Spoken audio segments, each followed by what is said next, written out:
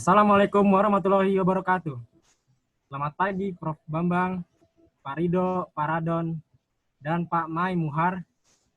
Ya, pada kesempatan kali ini, kami, mahasiswa di bawah bimbingan Prof. Bambang Sugiarto, akan mempresentasikan hasil penelitian tugas akhir kami, yang berjudul Optimasi Unjuk Kerja dan Emisi Mesin Oto 1 Silinder berbahan bakar campuran bensin RON 88, RON 90, dan RON 92 dengan fuel grade bioetanol.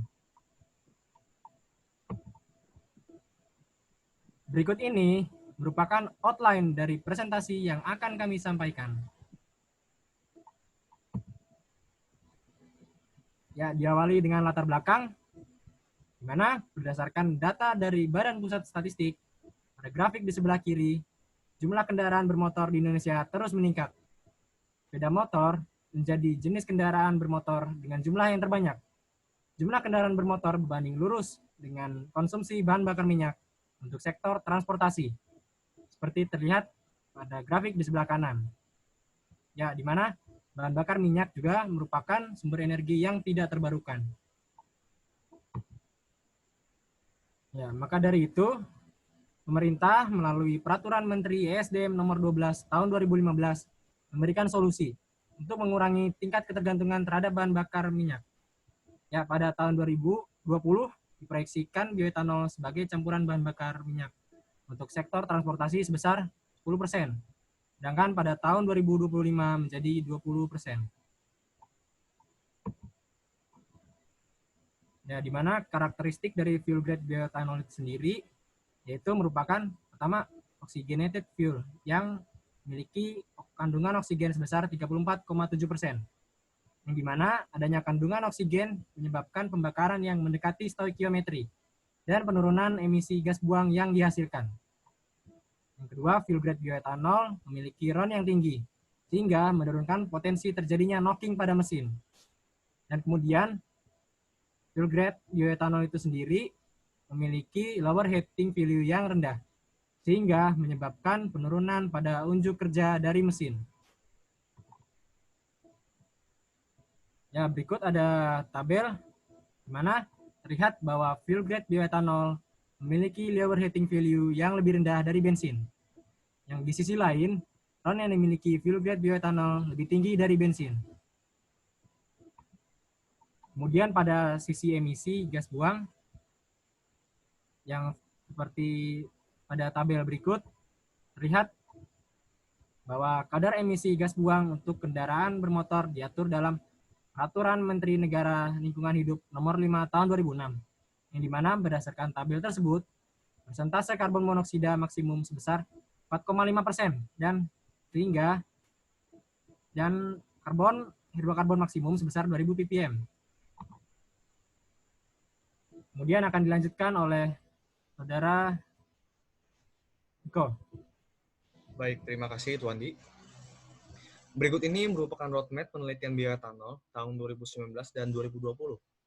Pada tahun 2019, variasi presentase bioetanol yang digunakan dikisarkan pada 0 hingga 40%, dengan ignition timing 20 hingga 22 derajat before top dead center, lalu untuk injection duration-nya 90 dan 110%.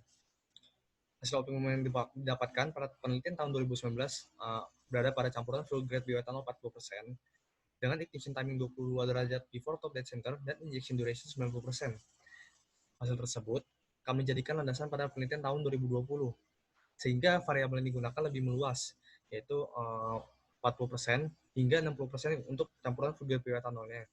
Lalu untuk pengaturan ignition timing kami buat 20 hingga 28 derajat before top dead center, dan injection duration kami buat 90 dan 85% dari baseline-nya. Oke, next slide. Nah, terdapat 4 tujuan penelitian. Yang pertama, mengetahui karakteristik bahan bakar campuran bensin dengan fuel grade bioetanolnya. Selanjutnya, mengetahui korelasi antara persentase fuel grade bioetanol terhadap unjuk kerja dan emisi dari mesin. Setelah itu, kami melakukan optimasi dengan mengubah pengaturan engine control module yang terdiri dari ignition timing dan injection duration-nya. Terakhir, akan didapatkan kombinasi antara persentase fuel grade bioetanol dan pengaturan engine control module yang menghasilkan unjuk kerja dan emisi optimalnya. Next slide. Terdapat 6 batasan penelitian yang kami gunakan.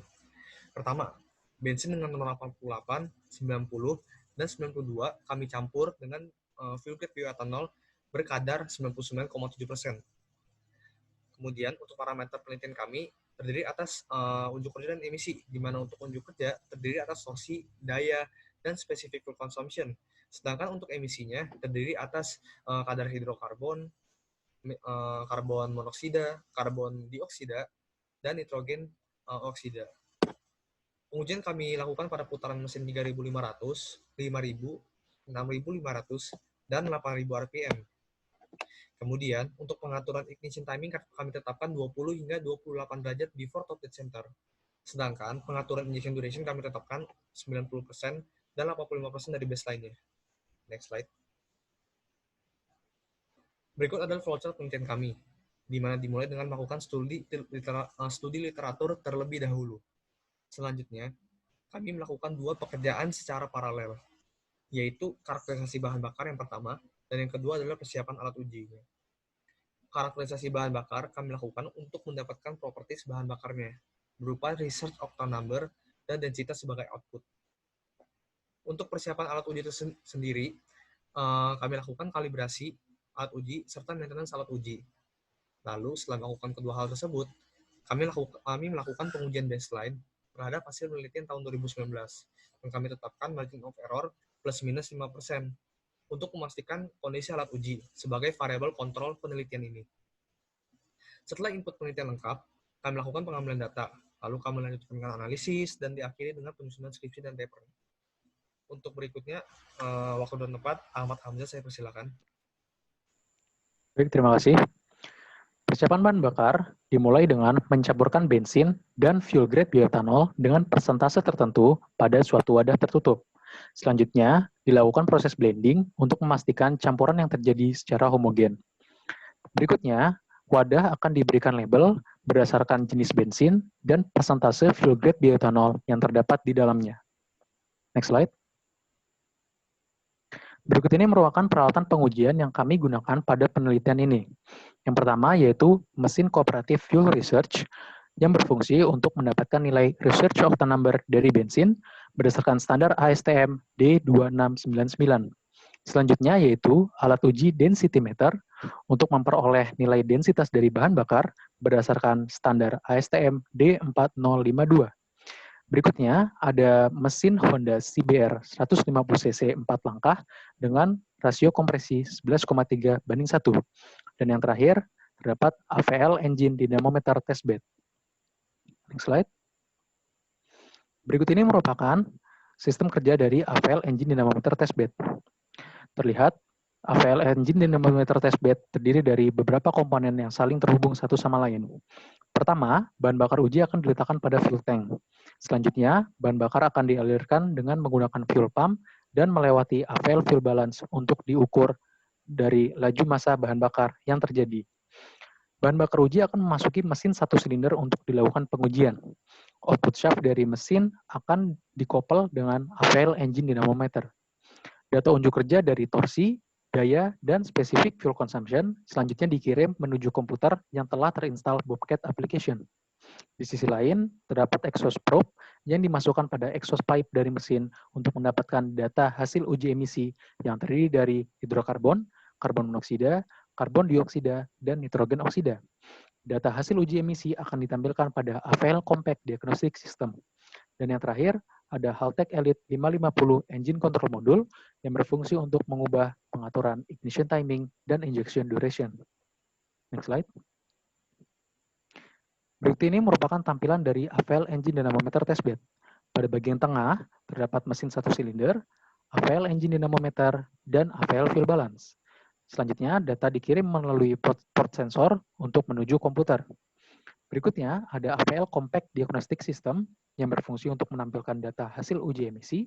Dan yang terakhir, ada Haltech Elite 550 Engine Control Module untuk mengubah parameter dari mesin. Next. Sistem kerja dari Engine Control Module dimulai dengan adanya input data dari sensor yang berfungsi untuk membaca kecepatan putar dari mesin. Input data selanjutnya dikirim menuju Engine Control Module untuk dilakukan pengolahan. Engine Control Module akan menentukan output data yang terdiri dari ignition timing dan injection duration. output data akan dikirim menuju aktuator yang terdiri dari busi dan fuel injector untuk dilakukan eksekusi. Sedangkan onboard komputer memiliki dua fungsi utama. Yang pertama yaitu melakukan data logging dari proses yang terjadi pada Haltech Elite Engine Control Module, dan yang kedua yaitu melakukan perubahan ignition timing dan injection duration dari engine control module. Next slide. Pada penelitian ini digunakan dua pengaturan engine control module. Yang pertama yaitu ignition timing dan yang kedua yaitu injection duration. Kedua parameter tersebut disusun pada suatu matriks dengan besaran RPM pada sisi baris dan throttle position pada sisi kolom. Untuk pengaturan ignition timing, satuan yang digunakan yaitu derajat crank angle posisi piston terhadap titik top dead center. Sedangkan untuk injection duration, satuan yang digunakan yaitu milisecond terbukanya fuel injector untuk menyalurkan bahan bakar. Next slide. Berikutnya akan dilanjutkan oleh Itwandi. Ya, terima kasih. Selanjutnya, kami akan menjelaskan mengenai hasil pengujian. Pertama, saya Itwandi akan menjelaskan mengenai karakteristik bahan bakar. Kemudian rekan saya Hamzah akan membahas mengenai hasil unjuk kerja. Dan yang terakhir Niko akan memaparkan hasil emisi gas buang yang dihasilkan. Ya, pertama dari karakteristik dari research octane number, di mana pada grafik tersebut perubahan dari penambahan fuel grade bioetanol akan meningkatkan RON dari bahan bakar campuran. Di mana pada tahun 2020 atau lanjutan dari penelitian dari tahun sebelumnya, yaitu persentase fuel grade bioetanol yang digunakan ditingkatkan menjadi 40, 50, dan 60%. Yang di mana terjadi peningkatan RON yang terjadi sebesar 1,44 hingga 2,48 satuan. Berikutnya ada karakteristik pada density, terlihat pada grafik, terjadi penambahan fuel grade bioetanol dengan meningkatkan dari pencampuran RON dengan penambahan density-nya secara konstan. Di mana pada tahun 2020, persentase fuel grade bioetanol yang digunakan yaitu 40 hingga 60%. Peningkatan density yang terjadi yaitu sebesar 2,39 hingga 7,773 kg per meter kubik. Berikutnya akan dilanjutkan oleh Saudara Hamzah mengenai unjuk kerja dari hasil penelitian. Baik, yang pertama yaitu hasil unjuk kerja berupa torsi. Pada grafik di sebelah kanan, garis solid berwarna hitam merupakan hasil unjuk kerja torsi sebelum adanya pengaturan engine control module. Selanjutnya, dilakukan optimasi dengan mengubah pengaturan ignition timing dari 22 hingga 28 derajat before top dead center. Ignition timing yang semakin advance akan berpengaruh pada proses pembakaran dan tekanan maksimum yang dihasilkan pada ruang bakar. Hasil yang didapatkan yaitu terjadinya peningkatan nilai torsi seperti yang tergambar pada garis putus-putus berwarna hijau. Torsi maksimum yang dihasilkan mesin yaitu sebesar 12,45 Nm pada putaran 8.000 RPM. Nilai tersebut mengalami peningkatan sebanyak 3,98% dari kondisi baseline. Berikutnya, pada histogram di sebelah kiri, menggambarkan hasil keseluruhan torsi dari seluruh bahan bakar, persentase fuel grade bioetanol, dan pengaturan engine control module. Nilai dari torsi tersebut diurutkan dari yang paling maksimum. Didapatkan yaitu nilai optimum pada bensin dengan RON 88 dengan fuel grade bioetanol 40%, sedangkan pengaturan engine control module yaitu ignition timing 28 derajat before top dead center dan injection duration 90%. Next slide. Data unjuk kerja berikutnya yaitu daya. Pada grafik di sebelah kanan, garis solid berwarna hitam merupakan hasil unjuk kerja daya pada kondisi baseline. Selanjutnya, dilakukan pengaturan ignition timing dari 22 hingga 28 derajat before top dead center. Ignition timing yang semakin dahulu sebelum top dead center akan berpengaruh pada proses pembakaran dan tekanan maksimum yang terjadi pada ruang bakar. Hal tersebut akan menghasilkan kerja bersih dan daya yang lebih maksimum pada mesin. Hasilnya digambarkan pada garis putus-putus berwarna hijau, di mana daya maksimum yang dihasilkan oleh mesin yaitu sebesar 10,43 kW pada putaran 8.000 RPM.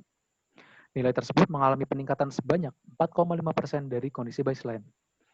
Lalu pada histogram di sebelah kiri, nilai daya secara keseluruhan diperingkatkan dari yang paling maksimum, yaitu hasil yang didapatkan pada bensin RON 88 dengan fuel grade bioetanol 40%. Sedangkan pengaturan engine control module yang menghasilkan hasil optimum yaitu ignition timing 28 derajat before top dead center dan injection duration 90%. Next slide. Data unjuk kerja yang terakhir yaitu specific fuel consumption. Specific fuel consumption merupakan suatu besaran yang menggambarkan tingkat efisiensi dari suatu mesin dalam penggunaan bahan bakar.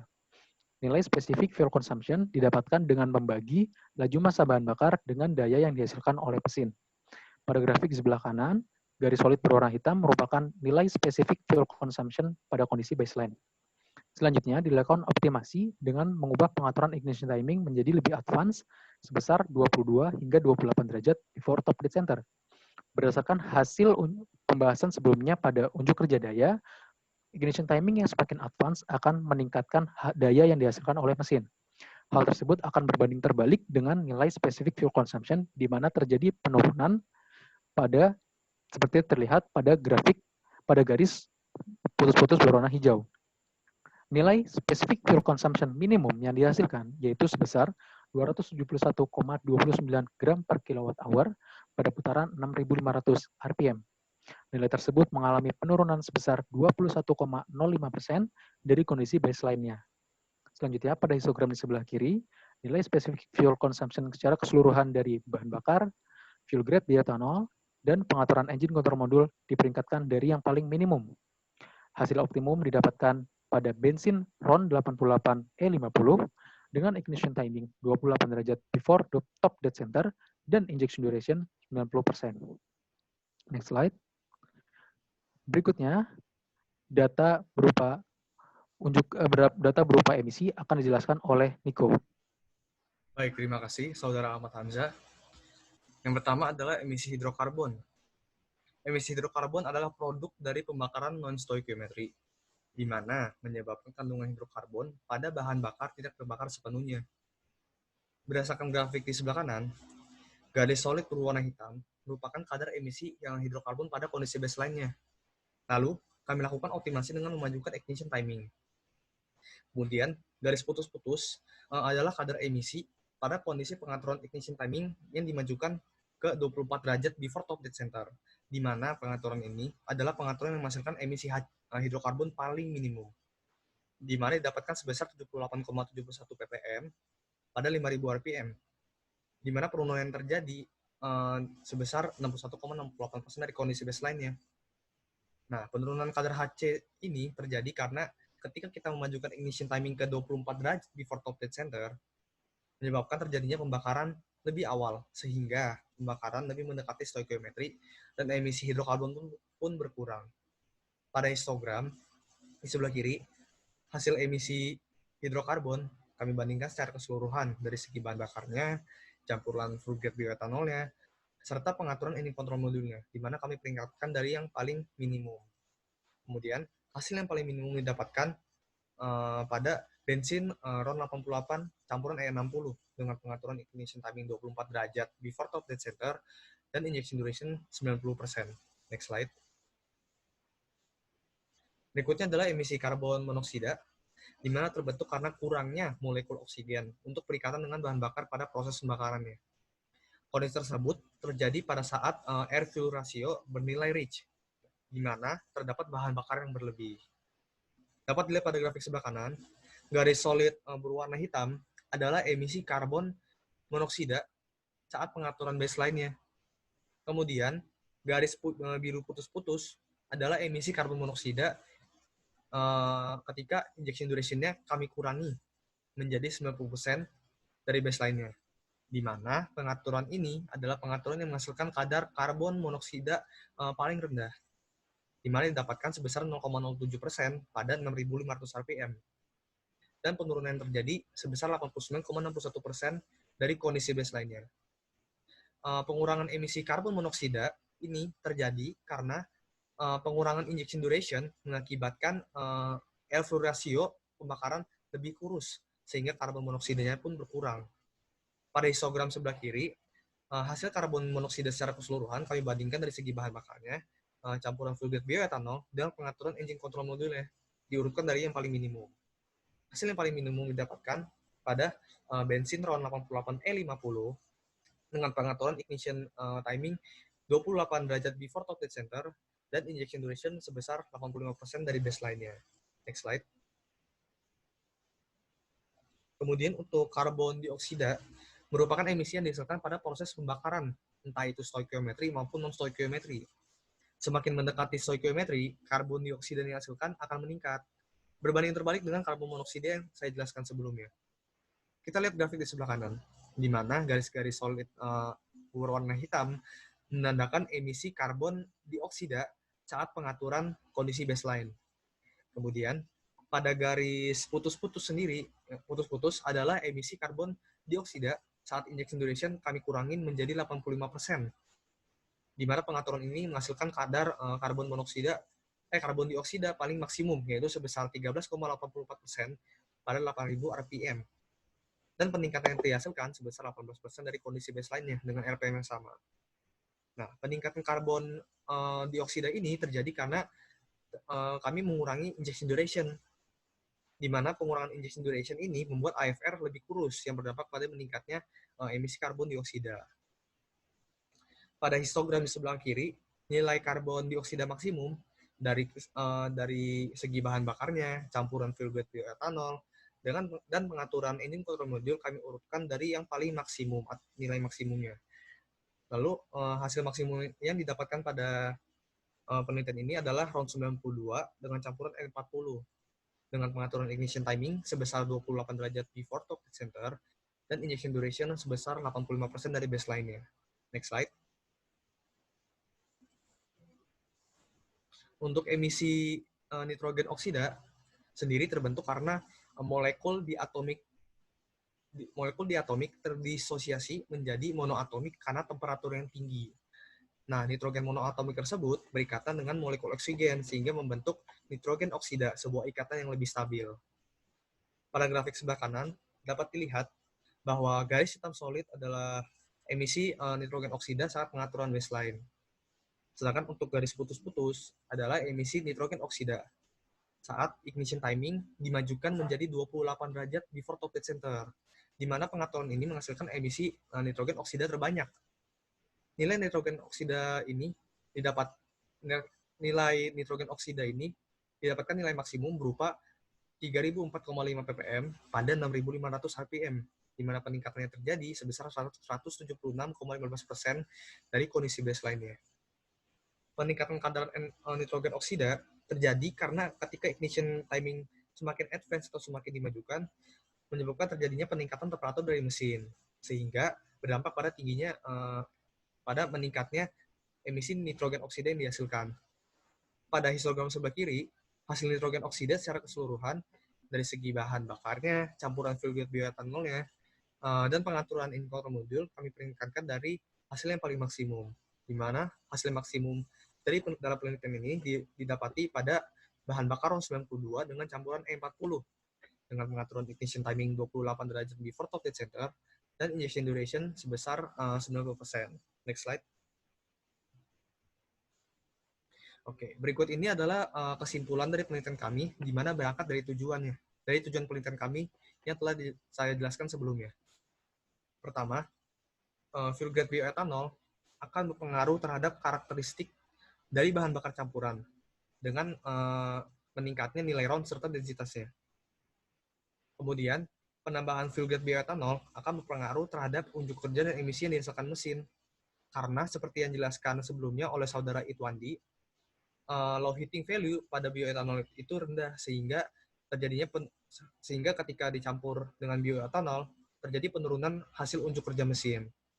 Selanjutnya, optimasi untuk unjuk kerja dan emisi kami lakukan dengan melakukan pengubahan pada pengaturan ignition timing dan injection duration pada engine control module. Setelah kami melakukan optimasi, terjadi peningkatan pada torsi dan daya untuk unjuk kerja. Sedangkan untuk spesifik fuel consumption-nya terjadi penurunan. Untuk emisi yang dihasilkan, terdapat penurunan pada emisi hidrokarbon dan karbon monoksidanya.